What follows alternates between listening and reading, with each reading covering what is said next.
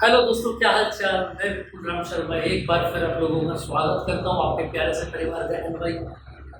दोस्तों करते हैं आज की बात। देखिए जरा, आज की क्लास में मैं आपके लिए लेकर के आया हूँ आखिरी अनुप्रयोग एम्पियर के परिपथ नियम का, यानी कि चैप्टर नंबर 4 चुंबकीय क्षेत्र में आवश्यक कण की गति। तो बात करते हैं बिना देरी के आज की क्लास के बारे में। आई होप आपकी क्लासेस बहुत अच्छे से चल रही होंगी। आपको हमारी क्लासेस से रिलेटेड कोई भी हमको अगर डायरेक्शन देनी हो, कुछ भी हमको अगर चेंज करना हो क्लास में, या आपको कुछ भी थोड़ा सा ठीक ना लग पा रहा हो, आपको समझने में कोई दिक्कत आ रही, आप अपने डाउट कंसल्ट ना कर पा रहे, तो दोस्तों नीचे जो नंबर लिखा हुआ है या आप लिख सकते हैं 9634519461 पर। डायरेक्ट आप ग्रुप से जुड़ सकते हैं। हमारी पूरी टीम आप लोगों के लिए हमेशा तत्पर है। आपकी कोई भी समस्या, उस समस्या को यहाँ पर सुना जाएगा। ऐसा ही उद्देश्य लेकर के हमने ये चैनल बनाया। ठीक है दोस्तों, चलिए बात करते हैं आज की।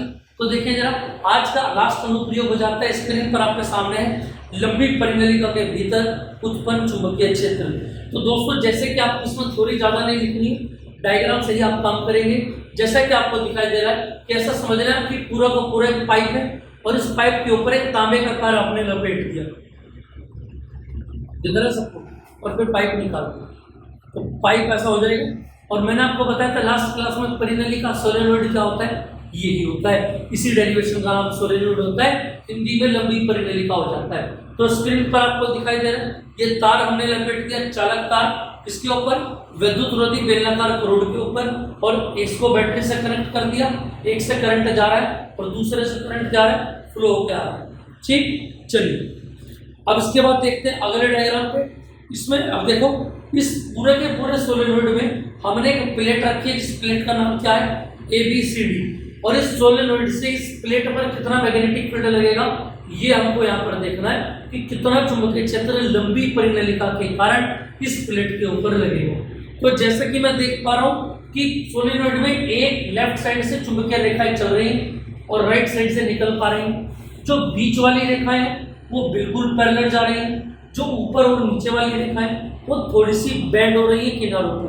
ठीक है, चलिए तो स्टार्ट करते हैं। एम्पियर का परिपथीय नियम सबसे पहले लगाया, तो क्लोज इंटीग्रल V/dl बराबर क्या आ गया, μ0 × I NI आ गया।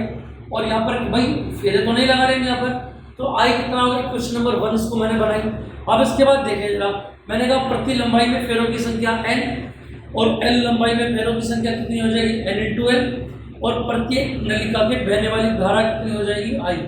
तो पहले की तरह मैंने I डैश का मान फिर दोबारा क्या रख दिया, ये क्वेश्चन नंबर 1 बन के आ गया V/dl बराबर μ0 n L × I। अब ये जो इंटीग्रेशन हुआ है, इसमें याद रखना 4 बिंदु यहाँ पर मेन लिए गए हैं, A, B, C और D, और चारों ही प्लेट आपके सामने है, दिख रही है आपको।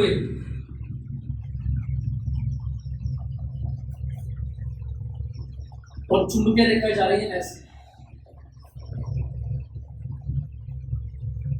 आप समझ रहे हैं इस बात। अब यहां से एक बात समझे आप, नेक्स्ट लाइन देखेंगे जरा। अगली लाइन में मैंने सबके इंटीग्रेशन अलग अलग कर दिए भाई, AB का अलग कर दिया, BC का अलग, CD का अलग और DA का अलग। अब इन चारों में मुझे पता है B.dl का फॉर्मूला खुलता है B/L cos थीटा, यानी B और DL के बीच का एंगल हर जगह मुझे पता होना चाहिए। तो देखना, जो समांतर रेखाएं हैं जैसा कि A और जैसा कि CD,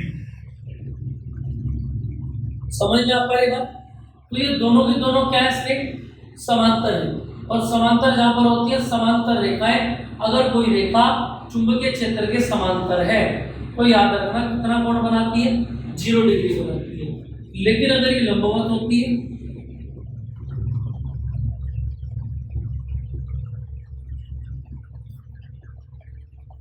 तो ये 90 डिग्री का कोण बनाएगी। क्लियर है। तो देखो, जो AB वाला है और जो CD वाला है, AB वाला और CD वाला, इसको तो हमने 0 ही कर दिया। समझ में आ रही है बात ये, ठीक है, यहाँ पर 0 ले लिया।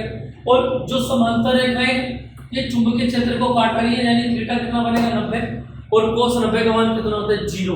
तो दोस्तों देखना डायग्राम में, BC वाला 0 हो गया और DA वाला 0 हो गया, खाली AB वाला बचता है। अच्छा, आप बोलेंगे भैया ये AB वाला बचा तो CD वाला भी बचना चाहिए, क्योंकि इसमें भी 0 है। देखो, CD वाला क्षेत्र के बाहर है, यहाँ पर कोई भी मैग्नेटिक रेखा नहीं है, इसका मतलब करंट भी यहाँ पर नहीं होगा। समझ गए? तो ये इसलिए 0 हो जाएगा। तो केवल एक ही रेखा बची हमारे पास ए बी, समझ रहे हैं ना आप लोग। और ए बी आ गया, उसके बाद ए बी का जब आपने इंटीग्रेशन करा तो बी बाहर आ गया, क्लोज इंटीग्रल डी एल आ गया, और डी एल का जब आपने इंटीग्रेशन करा तो बाहर आ गया एल, और एल से एल कैंसिल हो गया। तो क्या आ गया? बी बराबर आपके पास म्यू नॉट एन आई आपके पास आ गया, ठीक है। और पैरेलल रेखा में फेरों की संख्या n है, तो स्मॉल n की वैल्यू आपने इसके अंदर रख दी, और b बराबर क्या आ गया? Mu naught n I upon l आ गया। इतनी बात क्लियर है कि समझ में आ गई? चलिए तो दोस्तों इतनी बात आपको क्लियर हो गई होगी। इसकी पीडीएफ आपको मिल जाएगी। जो बच्चे ग्रुप में ऐड नहीं वो ग्रुप में ऐड हो जाएंगे, और उम्मीद है आपको हमारी क्लासेस बहुत अच्छे से क्लियर समझ में आ रही होगी।